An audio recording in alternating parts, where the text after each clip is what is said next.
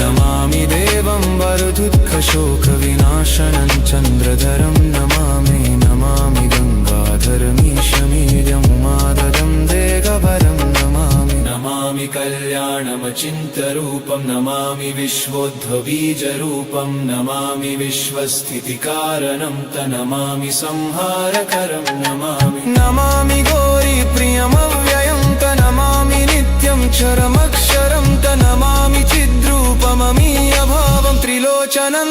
शिरसा नमामि शम्नेश्वर सम्प्रति हव्यतवं ततिं लोकसदाशिवोय